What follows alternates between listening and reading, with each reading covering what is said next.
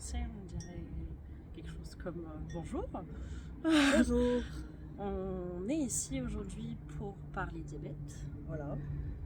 Tu as su quand que tu étais diabétique? Alors, j'ai su en 2016 que j'étais diabétique. Je savais déjà que mon père était diabétique et avait des risques dans la famille. Mais jusqu'à cette époque-là, je n'avais pas du tout de signaux de diabète. Tu l'as su comment? Je l'ai su parce que j'étais en très fort surpoids et j'essayais de perdre du poids.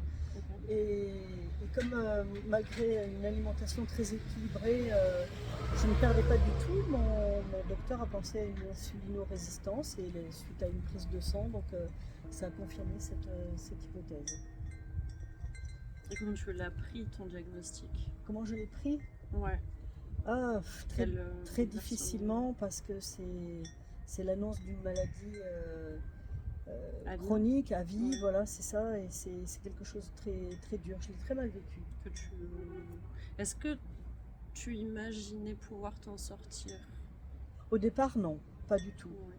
Au départ, non, j'étais juste en colère, je refusais, et je rejetais tout ça, mais jamais je me suis dit, oui, je suis malade et je vais faire ce qu'il faut pour en sortir. Parce qu'on nous dit que c'est impossible d'en sortir, je crois que c'est ça. Et ça fait partie des messages que je voudrais passer aujourd'hui, c'est que de c'est dire possible de se sortir. C'est possible. En tout cas, de vivre avec, de bien vivre avec, de vivre normalement avec, pas forcément avec des traitements, de manger équilibré en se faisant plaisir, en famille et de vivre comme si on n'avait plus de maladie. Tu as pris un traitement? J'ai pris un traitement, voilà. Au début, j'ai pris un traitement, puisqu'effectivement, je mangeais bien et je ne perdais pas. Pendant quelques mois, pas très longtemps, parce que j'avais beaucoup de mal à le supporter, il me faisait beaucoup de douleurs.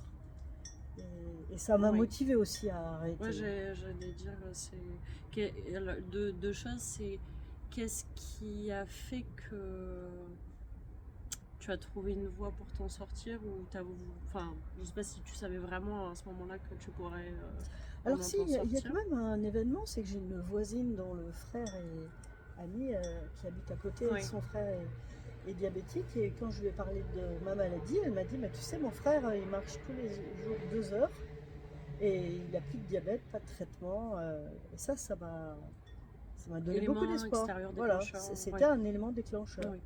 Oui, c'est pas, j'imagine que comme beaucoup de personnes, quand tu es à l'hôpital, peu importe, et que tu apprends que tu as ton diagnostic et qu'on te dit prenez des médicaments à vie, vous n'allez pas vous en sortir parce que de toute façon, il faut vivre avec, et bon courage. C'est ça. Tu te dis pas tout de suite quelle est la solution, existe-t-il une solution, et si elle existe, laquelle elle est. Non, c'est vrai que c'est un petit peu un hasard qui m'a fait croiser cette expérience-là. D'où l'intérêt de partager. Voilà, c'est d'où l'intérêt de partager pour dire oui, c'est possible de faire des choses, c'est possible d'agir. Oui, parce qu'on te voit là, ça ne te fait pas trop de demander un poids, mais et on te voit pas trop, mais tu as beaucoup perdu. Mais à cette époque-là, tu pesais 98 kilos, et là, maintenant 56, donc j'ai perdu 42 kilos. À ton âge? Entre 53 et 59 ans. C'est comme... je pense que c'est quand même un peu aussi signe d'espoir, parce que tu sais, souvent on va se dire, quand t'es jeune, quand t'as 20 ans, tu peux tout faire. Tu sais, souvent, moi on me dit, par exemple, quand je vois des personnes plus âgées, ils vont me dire, ah mais c'est bien parce que vous pouvez sortir, vous pouvez marcher. Moi, à mon âge, je peux pas, alors qu'en fait l'âge ça change rien. La détermination, c'est le plus important. C'est intéressant ce que tu dis, puisque tu es ma fille et que tu étais présente pendant cette période-là.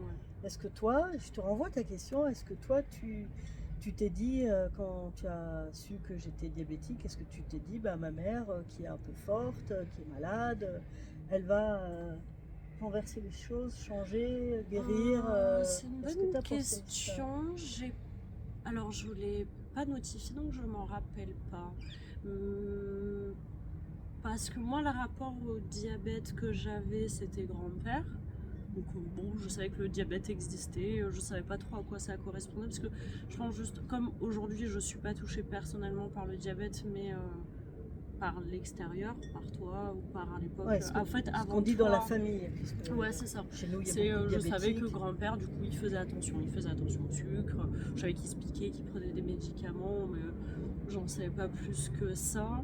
Je pense aussi que j'ai pas le même rapport avec grand-père que je l'ai avec toi. Comme toi, j'ai grandi avec toi, que grand-père, je le vois quand je le vois. Et puis j'ai pas le même aussi. Enfin, pas pouvoir, dans le bon sens du terme, tu vois, que la fameuse histoire de quand j'étais petite et que tu me disais, que je t'ai demandé pourquoi tu prends ce médicament. Ah ben, je le prends parce que j'ai mal au ventre, mais du coup, il me fait tousser. Et puis le médicament que je prends pour arrêter de tousser, il me donne mal à la tête, donc je prends tel médicament pour arrêter d'avoir mal à la tête. Et que je t'ai dit, bah, si tu as arrêté tel médicament ou que tu prenais des médicaments moins forts, tu n'aurais pas besoin de prendre tous ces autres médicaments. Tu vois, par rapport à ça, j'ai eu un pouvoir inconscient sur toi. Oui, tout à fait. Que... Le fait de se dire finalement, on n'est pas obligé de prendre des médicaments pour aller mieux.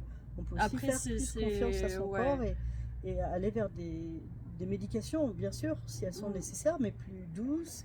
Mais du coup, je pense que quand tu as commencé à être diabétique, en fait, je pense que j'avais pas vraiment d'avis, juste peut-être plus un peu de la peine parce que justement, tu étais déjà en surpoids, que ça faisait plusieurs années que je te voyais faire des régimes, de pas trouver de solution.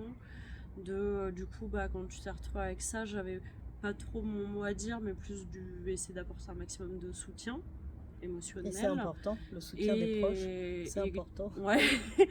Et du coup, quand tu as pris un médicament, j'avais pas trop d'avis. C'est plus quand tu m'as dit ce médicament, il me fait mal au ventre, je dors pas bien, je vis pas bien avec ce truc, et que je sais pas, je crois que c'était évident que tu es quelqu'un de déterminé, qui fait ta force, et que les gens voient ça autour de toi, et que c'est important de le partager aussi. Enfin, c'est quelque chose, je crois qu'on a tous en nous, mais on a tous en nous qu'il faut aller chercher cette force pour changer les choses. S'en sortir. Enfin, parce que c'est possible, voilà, c'est possible.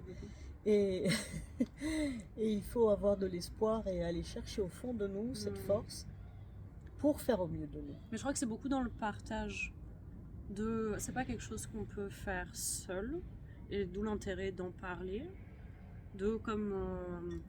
Enfin, il y a un enchaînement de choses. De quand tu apprends que tu es diabétique, tu peux pas le garder pour toi. Si tu prends un traitement qui te rend malheureux, parce que c'était le cas, même si ça te permettait de vivre avec ton diabète, c'est ça, d'aller moins mal. Oui, mais ça te crée d'autres problématiques dans ta vie qui te rendaient malheureuse. Tu peux pas être seule avec ça, il faut en parler, il faut trouver des gens, comme après coup trouver des coachs en nutrition, trouver des psychologues aussi pour parler de sa vie, de ses problèmes. Oui, partager avec d'autres malades qu'on ne connaît pas forcément, partager avec les amis. Partager avec toutes les personnes qui sont prêtes à écouter et à en parler.